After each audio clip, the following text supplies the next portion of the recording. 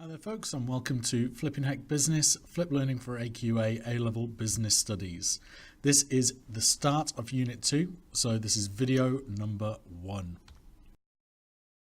So, the name of this unit is Management, Leadership and Decision Making. Now, today's video is actually going to concentrate more on management and leadership itself. So what you need to know. So you need to know what is leadership, how leadership compares with management, they are two different things, and then different leadership styles. So first of all, what is leadership? Well, Mullins says that it's a relationship through which one person influences the behavior or actions of other people. Because you don't just have leaders in regards to business, you have it in regards to your daily life. You might find that you yourself are a leader because you are able to influence other people's behavior and actions. Could be in your friendship groups or anything. So, two different types of leadership perspectives. Now, the more traditional view is that the leader is managing. They are in command and control. All the decision making is done by them. So this is very, very like traditional. It may have been the case like a few years ago, but now we've got more of a modern view. So this is where you are leading. So this is where you're actually inspiring employees, where you're creating a vision for your company, where you are actually shaping the core values and the culture as well. So you're trying to get your company and you're trying to get everybody who's involved in it to be a part of something bigger. And then it's building effective teams instead of just coming in and ordering people around, getting teams who can actually develop themselves. So first of all, you've got to look at what is the role of a manager. So the key points are that managers are there for planning. They're for setting objectives, analyzing data, forward thinking. So they're thinking about what the company is going to be doing moving forward, right? What it's going to be doing in the future. Organizing, so that could be resources, so organizing actual resources that the company needs. Could be organizing the structure of it, how the whole company is set out. And it can be the people as well. So how, which people are we going to get in? Which people are we not going to have? How do we actually move people around if we need to?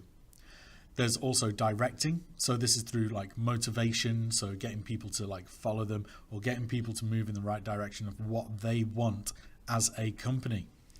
Right? And it's through communication that they can actually achieve this.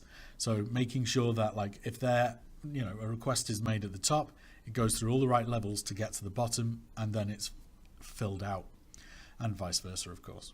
Then finally, there's controlling. So that's controlling finances, controlling again the employees, and creating like a social awareness around the company, making sure that going forward, again, everything looks good. They're not going to harm their reputation doing it. Now, when you look at these roles of managers, a lot of people, certainly when they're at lower levels, kind of look up and go, well, I could do what they're doing, whatever they're doing, it's not that important. I'm the one who's grafting away here. And then they get actually put into these roles and suddenly they can be a little bit out of their depth. And like just planning and organizing and directing, controlling takes up so much time and so much effort that it can be a case of sometimes managers are in the office for long periods of time, but they are there doing something. So why is it actually important in business? So now, especially like since we had the market crash in 2008, there's a lot more emphasis on saving money and cutting costs while still being very efficient. So we've had big changes in organizational structure. There is much flatter a design. So that means that there is a lot more delegation going on. People are taking more control of their jobs. It's not like it was 50 years ago where you had a job for life and you just came in, did your one job and no one could tell you to do anything else. You got paid and you left. Nowadays, people want more from their positions, right? So there's bigger teamwork, huge focus on like actual teamwork. Instead of just, again, having people told what to do, it's more a case of, okay, so how can we do it? How can we ensure that we've got high quality? People at the ground level, they are the ones who know how to do this. And then, of course, there's also like a lot more coaching, supporting, like empowerment of job positions that go along with it. Now, there's also been a lot of rapid change. So it's a constant change in business is the fact that they are trying to compete with large numbers of competitors, obviously, and they are trying to like make sure that they are coming out on top, which requires a lot more soft skills of leadership and management simply because you've got to be able to like help people take on this change. You can't just force them in. They've got to actually have some say in it, and they've got a bit of direction that needs to come as well. So when we think of management versus leadership, the managers tend to implement strategy. So they'll come along and say, right, okay, we're getting this done, get it done. Coordinate resources. Okay, you move over there, you move over there. They use their authority. So, they are a lot more strict, a little bit more aggressive. They manage tasks and, manage risks. So, when something comes up, they just take it on board themselves. How are we going to fix this? And then they have subordinates. So in other words, they have people who look up to them. So a subordinate is someone who is underneath you in the hierarchy of your company, and you have control over their what they do and their tasks. Whereas leaders, these are a little bit different. So these are a little bit softer HR, HR being human resources.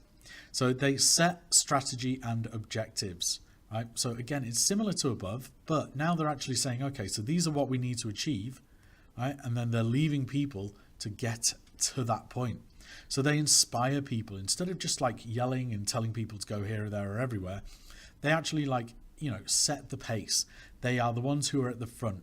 They're taking on the responsibility, letting people see this is what you can achieve.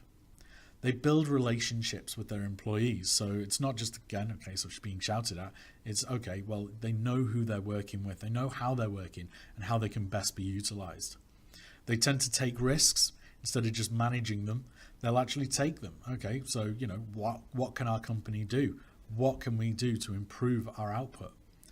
And then finally, they have followers. So if you inspire people, if you build relationships, people are going to follow you naturally. They aren't going to be aggressive towards you. They're not going to stand back. They're going to actually want to do what you've got in mind. Right, now when it comes to the traditional levels of management in business, we tend to have three of them. So we have senior management. So these are people like board of directors, company CEOs. They tend to be setting the higher up objectives that you've looked at in Unit 1. And they are responsible to people like the shareholders or the owners, and usually led by a CEO. Then you've got middle management. So these are accountable to management, and they tend to run business functions. So you could get HR heads, heads of operations, heads of finance, heads of marketing. And then underneath them, they've got their junior management, which is more of a supervisory role. So they're accountable to middle management, right? And then they have their own teams or their own tasks below them, and they're the ones who are doing kind of the everyday things. They monitor day-to-day tasks and just make sure that their workers are working towards the set goals that have already been handed down. So leadership styles. So this is the way that the functions of leadership are carried out. So the way that a leader actually behaves. So traditionally, we look at authoritarian, which autocratic is what we also call that, paternalistic, democratic, and then laissez-faire. So the first one that we're going to look at is autocratic. Now, this type of manager actually maintains complete control of all the decision making. So what they say goes. They aren't handing it out to anyone else. They have the plan and they're going to stick to it. Now, with this, communication tends to just be from them to you, to the employees. So from one manager to the next to the next. They're not asking for any input going back up. They're not really bothered by it. So as an employee, you actually have very, very little say in what goes on with any kind of decisions that come out. Now, this type of manager sounds like they might be a little bit strict, they might be a bit abrupt, but they are particularly good if your company is in crisis. So if you look at some of the companies these days which are going on, potentially losing their role, potentially losing their business. So Marks and Spencer's at the minute, this week, has announced that it's in crisis. So they'll be actually getting this type of manager to come in and go, right, okay, well, we need to make these decisions. We need to make them fast. Otherwise, everybody's going to lose their job and the whole business could disappear. All right? So this type of manager may be strict, but they can be very, very helpful. So as that, if you are an employee, this could be pretty frustrating for you, especially if you're in any kind of creative job role like architect or anything. Then you want to be able to use your initiative. You want to be able to do your job. You know how to do your job. You want to be able to do it well. So paternalistic. So this type, okay, is more of a father figure, right? So they are quite happy to consult, but ultimately they are still going to be making the decisions. So they'll try and like encourage people. They'll try and get you involved and to get you enjoying the actual work. But ultimately they're the ones who make that choice. Think of it like if you wanted to go on holiday, then your parents would be the ones who would go, right, okay, well, where do you want to go? You might say Disney World. Well, then they'll look at their budget, they'll look at everything and go, well, I'm afraid we can't afford that, so we're going to go to Cornwall instead. But they will try and then upsell that to you. From a business perspective, it's okay, so we might look at changing direction for a company, and they will actually ask employees, okay, so we're thinking of making this change, what do you guys think? But they'll have already made that decision, or they might take some like factors in tow, but not all of them. So they try and support your employees. So there's still quite close supervision, but they're letting you get on with it, and they're trying to just sell it to you as opposed to tell you. So leaders will explain the reasons for decisions, but delegation is unlikely to be encouraged. So again, they won't like give you the responsibility, they will keep that. So next one is democratic. So this encourages much more participation in decision making. So, you know, we will get the employees involved. We want to make this decision. So what do you guys think? What ideas can you come up with? So there's a lot of coaching, there's a lot of motivating, there's a lot of listening going on here. Now, with that, of course, if you're trying to get everybody on board, it can actually take quite a long time. So, you know, if you are in a short time period, then you might actually request, you know, you might request all of this sort of information, but you might not be able to use this particular style. So it's not particularly great if a company is in crisis, but it is good for long-term goals. And of course, with this, you get a lot of teamwork. And if there is not actually any kind of like decision made at the end, then the manager themselves will take it on board and say, right, okay, well, if we can't agree on everything, then this is the choice that we're doing. The last one is laissez faire. Now, this type of manager, people mistake this type of manager for lazy, when in reality, laissez faire is actually, you know, quite a hard-working manager still. But in this point, they actually give their employees a lot more freedom. This is a fantastic goal. So if you look at companies like Google, where they actually allow you, okay, they've got objectives and say, right, here's the objectives, here's the goals. We want you to come up with the ideas to be able to get it done. And Google allow their workers to go off and work on other projects if it's going to help the company, and they can go and work in different departments. So they've very much got a relaxed view of management, but they are still quite strict. They do have a lot of objectives that need to be communicated. So managers communicate goals to employees, but allow them to choose how to complete the objectives, making decisions and resolving problems on their own, only with some guidance. Okay, thank you very much. So that was a nice short one. So thanks for watching. For more information, click like and make sure you subscribe to Flipping Heck Business. Please leave comments below if you want any more information, or if you think like something could be changed. Right? Video number 2 of Unit 2 will follow shortly.